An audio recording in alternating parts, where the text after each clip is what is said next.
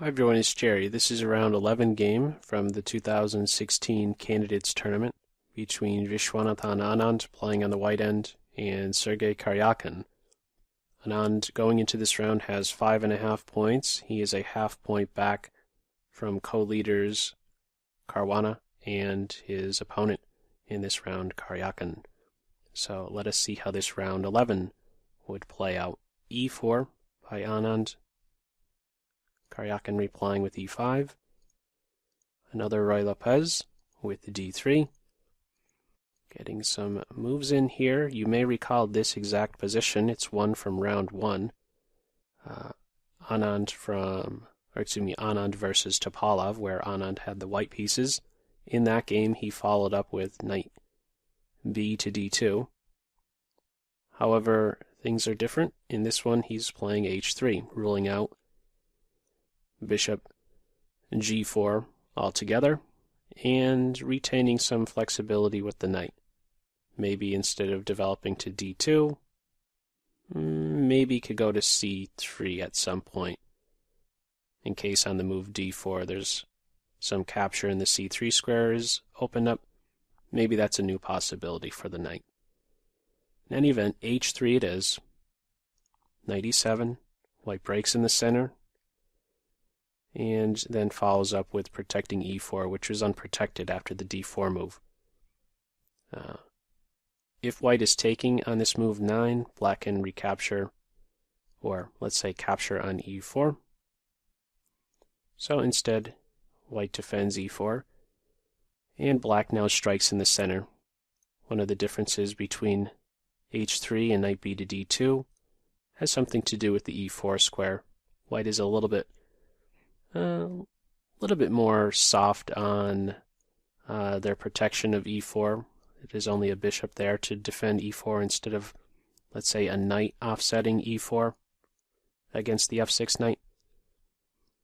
So after d5, we have knight takes e,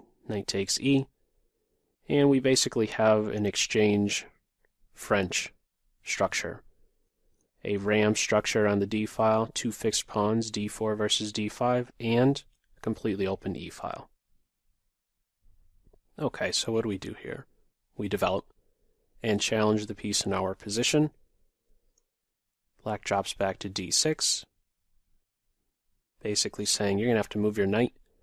Anyhow, let's just avoid the exchange. This, by the way, is a fantastic square for the knight. Maybe he could jump back in at e4 at a later stage.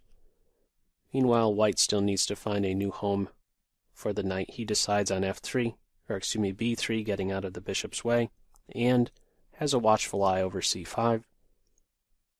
c6, pretty standard move, just solidifying their center pawn. Knight jumps right in. Black, similar to what white did with knight to d2, does what? Challenges the piece in the black position. Queen h5. Normally not a good square for a queen, but it's one of the differences here, the knight on f6. That's why a knight on f6 is such a fantastic piece. It stops, this natural deployment of the queen, this usually aggressive post by the queen, maybe attacking the enemy king, guards these squares, g4 and h5 from the f6 point. So she can rely upon the h5 square is what I'm getting at, due to the knight being on g6. So black takes out the c5 knight. We have multiple minor piece exchanges here. Bishop takes knight, pawn takes, occupies an open file. Queen e7, another minor piece is gone, and queens are gone. 20 moves in, endgame land with opposite color bishops. Who stands better? Who would you rather play in this position? If you'd like to, go ahead, pause the video. Which color would you rather play in this position, and for what reason or reasons? Okay. It is black to move here, but that really shouldn't be too much of a factor. It is white who stands better in this position, and the main reason for this is due to the open file. There's only one open file, and white has control over it. And we'll soon be able to post 2 rooks on the D file. It is white who is slightly better, not by much, but it's white who's trying for something here in this opposite color bishop ending. Okay, that's the main feature. More so than assessing pawn structure in this ending, it's really the open D file, and white has control over it. So what does black do? First, it's f6, taking some steps to limit the range of the enemy bishop. Black is posting some pawns on dark squares. g5, rook d6, preparing to double. He has some lateral influence. Not a big deal at this moment. Black is simply there. Pawns, very convenient defenders of those points. Rook to e8 is there to defend e4. Very good coordination on the black side. White doubles. Bishop e6. How to defend a2. Similar to what black did, posting pawns on f6 and g5, we need to make sure we limit the range of this bishop, so it is the move b3. You don't want to play something like a3 or a4. You're giving up the b3 square. This can be a bit disruptive. A bishop on b3, and actually maybe he can even sneak into the d3 square at some point. Okay. It's b3. Stops bishop c4.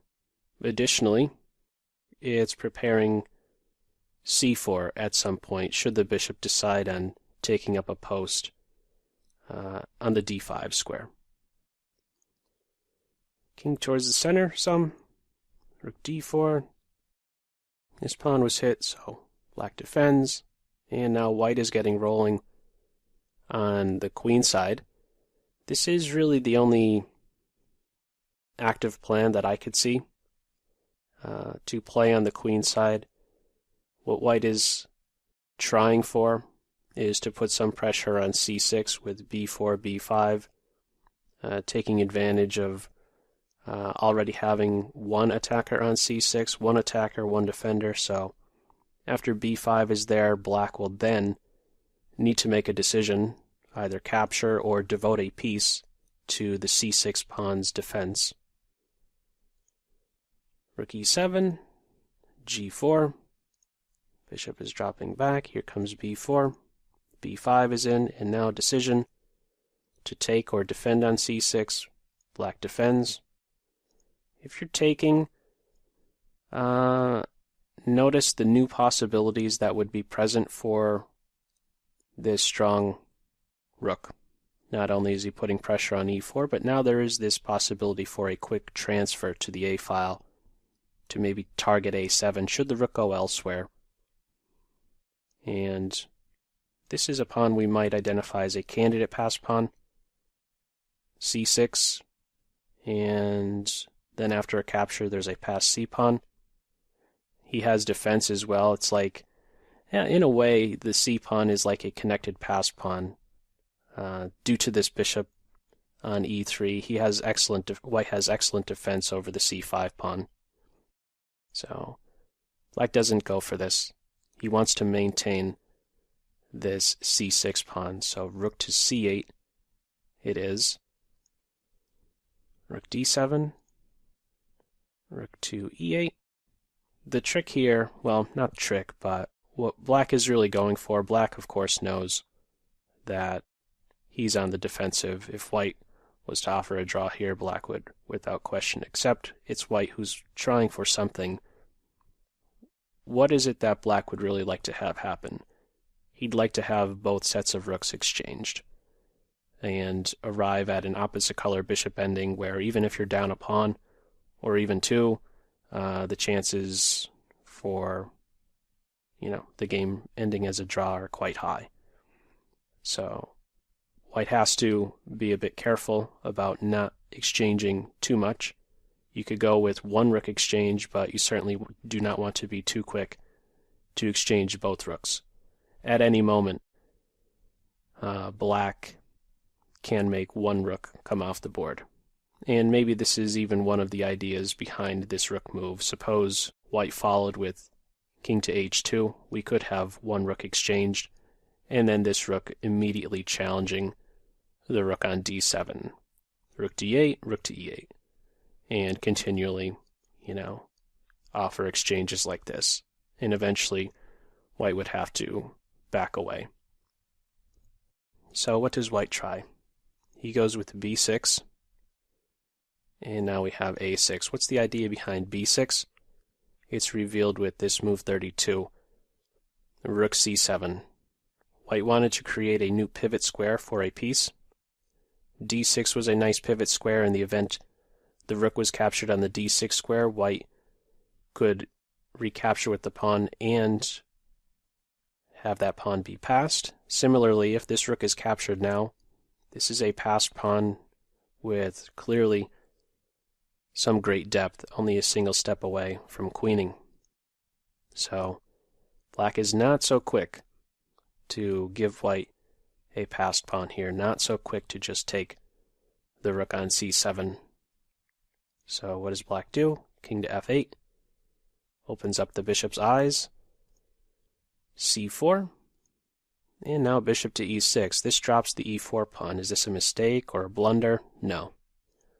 Black is fine with giving this pawn up. It's really not going to be that big a deal to not have the e4 pawn around. In fact, it would maybe even help out the scope of the light square bishop to not have the e4 pawn, and maybe even make it a little bit easier to get some rook exchanges in with this pawn no longer around. So white scoops up that pawn. Notice one other thing. This is something that I questioned when reviewing this game. I thought, is there a way you can play this position where you just hang on to e4, where you don't obstruct your rook's view of the e4 pawn? And instead of bishop e6, I questioned, can't you just play to f7 and say to white, how are you moving forward? How are you improving your position? Here's how white can make slow but steady progress. He could get his king involved for one. That's one piece that isn't working. And suppose black is simply bouncing back and forth on f7 and g8 with the bishop in the meantime. White is improving the king. This is a way forward for white, is what I'm getting at. There's an h4 break. One attacker, one defender. g5 now is collapsing. Black has to give that up. The king is improving further and still going with this bishop move. Now there's even g5. And notice we're in a position where white can now next take. For example, let's say black continues with this back and forth stuff. Notice now after takes, there's bishop h6. There's now new possibilities. Some dark squares have been opened up. I mentioned earlier this f6 move, this g5 move. What were they doing? They were looking to restrict the light square bishop. In this position here, the dark square bishop is really not felt in the position. However, with this slow and steady progress, with the help of the white king, breaking down first g5, breaking down next f6, there are new possibilities. The f4 square, maybe getting into d6, bishop h6, things like this. White would be winning very quick, actually, with rook d7, and then how are you defending b7? That's not working, bishop f4. The short story here is that white could make progress if black is to just bounce back and forth like this.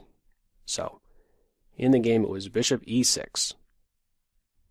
Rook takes e4, king f7, f4, breaking down these guys here, trying to get the dark square bishop involved. Now black takes on c7, seeing this as his opportunity to make some major piece exchanges. Pawn takes, of course. And now rook to c8. This is, from this position right here, it's still around 0.3 advantage. Nothing significant, but a little something is lost here.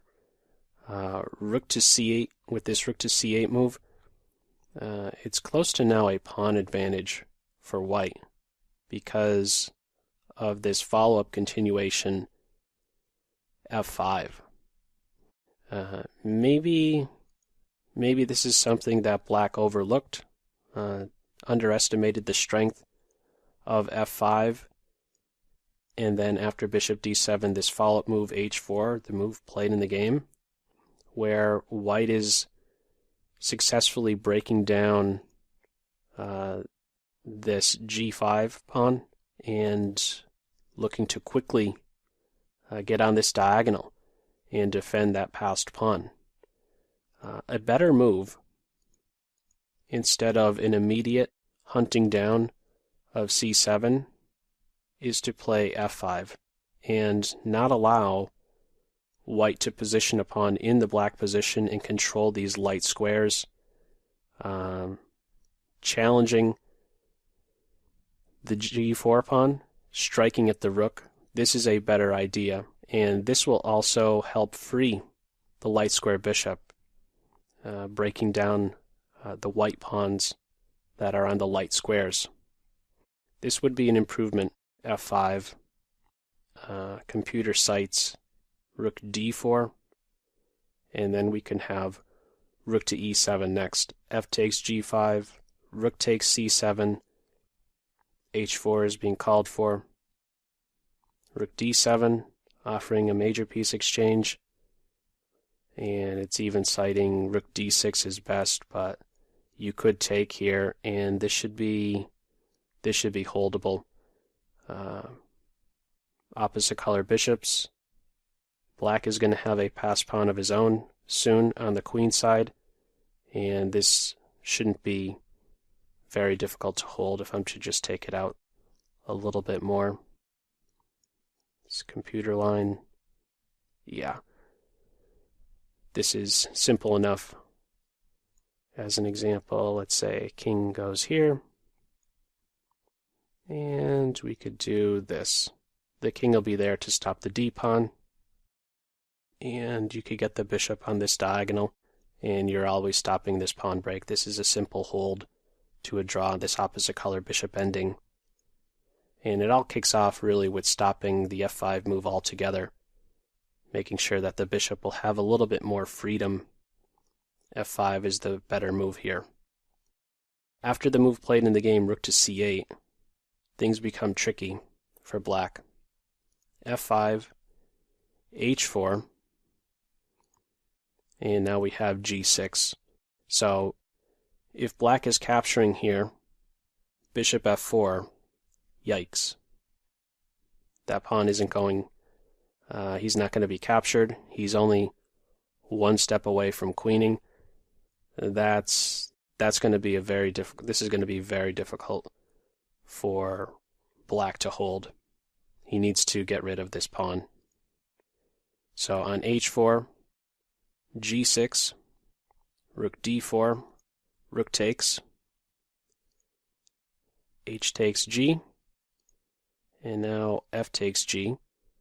You'll notice after this pawn is captured, there's no time for g takes f5 because bishop f4 strikes at the rook, who only has, he has to be there in order to defend the bishop. So after this capture, we have f takes, bishop takes g, which is threatening bishop f4, and then win the bishop next. So there is no time for this capture, in other words. Similar idea. Bishop e8, and now f6. So it's not the c7 pawn who is passed. The c7 pawn has been captured, but now there is this f6 pawn to worry about. White is clearly the side pressing here. The better side, about a pawn and a half advantage. So let's see how White tries to make some progress here. Gets the king working some. There's a little bit of poking around going on. We have the B pawn. This is a much more valuable pawn than the C4 pawn. Although, it does give up this square, but the rook clearly is now super active. Landing a check. Don't want to exchange rooks here. Just makes life easier for black to hold this to a draw. Keep the rooks on. And slowly, there's going to be some progress made here. Just giving some checks. I think both sides were kind of, well, this rook right here has to hold his ground. Let me just say this much. White is trying to make the rook flinch in a way. The rook on h7 is restricted. He has a couple tasks, a couple of very important tasks. One is to stop the rook from entering on e7, and the other is to stop the bishop from dropping back to h4 so that the king can next sneak into g5. If the white king can get to g5, it's just a tremendous piece. He then exerts pressure on g6, which will then need a babysitter. The bishop will have that responsibility, or the rook. The bishop would be the more efficient of the two, but you really don't want to even allow white to get into a position where they're exerting pressure on g6. So this rook really can't budge. He has two important jobs: guard e7, stop bishop h4, king g5 idea. So white goes with a5, we have king g3. So as mentioned, there is a little back and forth here. And we start to get a little bit of progress next. Yeah, right around here. This is a sneaky moment. After king to c7, king f4. Why is white not capturing on a4? Excuse me, a5. It's because after king b7, how does this rook get rescued? He's stuck. Can't go here. Can't go to any of these three. And yeah, the computer already chalks this one up as a draw, actually. Yeah, the rook is trapped. The king position on b7 cannot be dislodged. Also, this is probably something that black already calculated at this moment here. Move 57 by playing to a5. He probably understood that at some point, even if the pawn is captured on a5 with the rook, there is this idea of the king getting to b7 and then the rook is stuck. So that's an interesting thing that I noticed when reviewing for this. Rook takes a, not a good move at this point. King f4 instead. Still looking for these ideas, potentially. And here we go. You'll notice that this is a moment where the rook cannot go to h7 because of this rook activity. Rook here, and the rook is picked up. The rook has to stay in a square where he is protected. So rook d7 is tried. Bishop h4. Now white is making some progress here. Rook to e8. Rook e4. Just staying on the d file. The king is now entering. He could actually think about coming all the way around here and then dropping the rook into e7. There's not a good defense here for black. He plays king to a6, and after rook to e7, black threw in the towel. There's not a good reply from this point.